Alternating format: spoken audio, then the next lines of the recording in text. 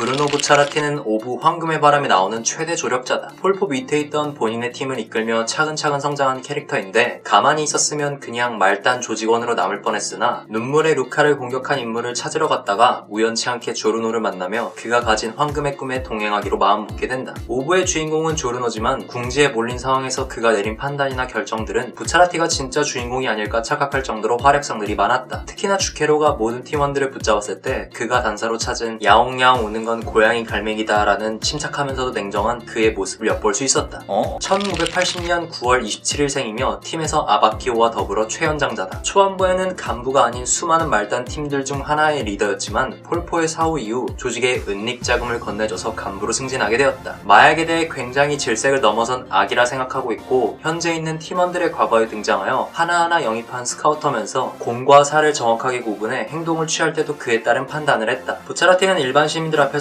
상냥해 보이는 갱스터처럼 행동하며 배려심과 친절한 이미지를 착실히 쌓아 민심을 얻을 수 있었다. 허나 아이러니하게도 부차라티는 폭력적이고 무자비한 면이 있는데 조르노의 볼을 핥으며 거짓말하고 있는 맛을 느꼈고 대답하기 싫은데 강제로 대답하라며 주먹질하는 모습은 그냥 갱스터나 다름없었다. 맞아? 네아폴리스 교회의 마을에서 태어난 부차라티는 보통의 가정에서 착실하게 살고 있었으나 그가 7살이 되었을 때 부모님이 이혼하게 된다. 둘 중 한 명을 택해야 한다고 생각해서 아버지의 마음이 더 아플 거라고 생각하여 아버지와 함께 살게 된다. 이후 아버지는 부차라티를 좋은 학교로 보내주기 위해 어업 활동뿐만 아니라 관광객이나 낚시꾼들을 섬으로 태워주는 일을 부업으로 하고 있었는데 어느 날 이상한 낚시꾼들을 섬으로 태워다주고 난 뒤 아버지가 죽을 뻔한 사건이 벌어지게 된다. 부차라티는 아버지를 공격했던 인물들이 낚시꾼이 아닌 마약 거래상이었던 것을 알게 되었고 이들은 목격자인 부차라티의 아버지를 죽이기 위해 병실에 들어와 그를 죽이려 했지만 숨어있던 부차라티에게 역으로 죽임을 당하게 된다. 살해를 했기 때문에 언젠가 보복이 올 거라는 것을 깨닫고 경찰도 믿지 못했던 부차라티는 조직의 문을 두드리게 되어 신뢰를 쌓아 폴포의 부하가 된다. 하지만 어떤 가족을 괴롭히던 갱스터를 부차라티가 혼내는 과정에서 마약을 보게 되었고 이 마약을 공급하는 것이 본인의 조직인 파시오네라는 것을 알게 되어 그가 가진 신념과 갱단원의 의무 사이에서 갈등을 겪게 된다. 이 갈등을 계속 마음속에서 품고 있다가 6억을 원하는 남자를 만나 알게 모르게 조직에 대해 저항하기 시작했다. 부차라티는 결심과 결의 그리고 항상 주어진 목표를 염두에 두며 행동한다. 그는 호위 미션을 완수하는 동시에 팀원들의 생존이라는 이중의 의무를 가지고 있다는 것을 고려한 채 리더로서 책임을 진지하게 생각했다. 심지어 아바키오의 갑작스러운 죽음으로 인해 심적으로 슬펐음에도 불구하고 앞으로 나아가야 한다며 냉정하고 강단 있는 태도를 보였다. 또한 팀원들과 끈끈한 관계를 유지하며 엄격하지만 공정하며 친절하게 대하는 그의 모습은 팀원들에게 신뢰를 얻어 그의 능력을 존경하게 되어 이후에도 언제나 하나로 뭉칠 수 있었다. 이와 반대로 궁지에 몰린 상황에서 그는 그의 신념에 따라 이길 수만 있다면 각오하면서 기꺼이 목숨을 내던지는 모습은 리더로서 귀감을 보여주는 사례다. 그리하여 명문대를 졸업하고 경찰학교로 나와 세상 물정을 알았으며 염색했다가 누명이 씌워졌거나 뻘짓해서 30년형을 선고받은 개성이 강한 4명을 지휘한 리더다.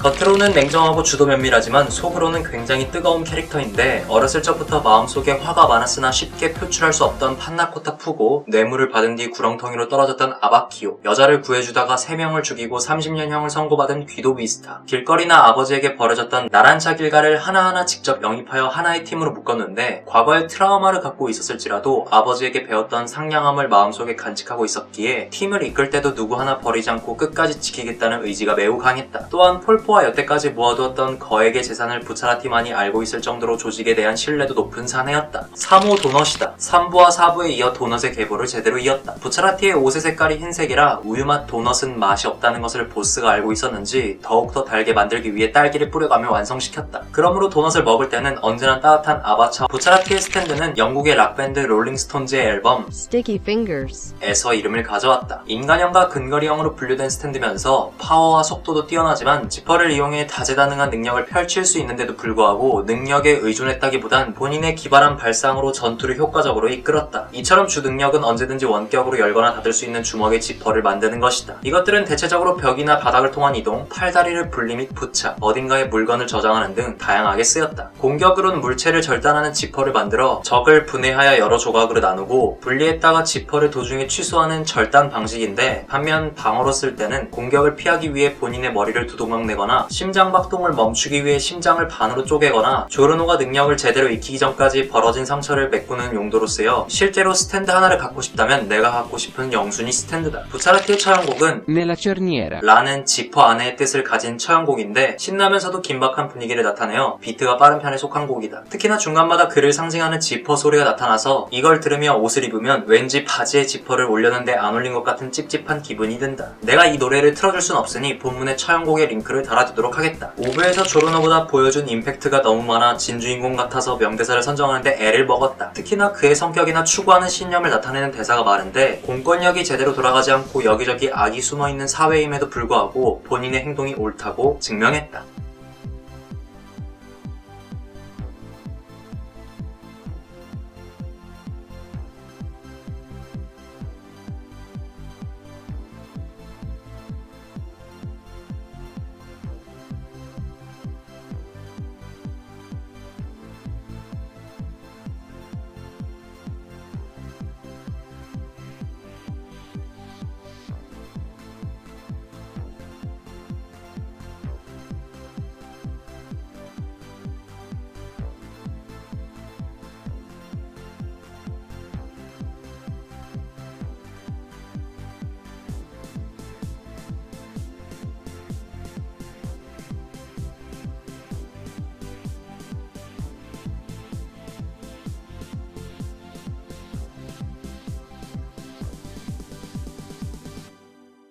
끝났다.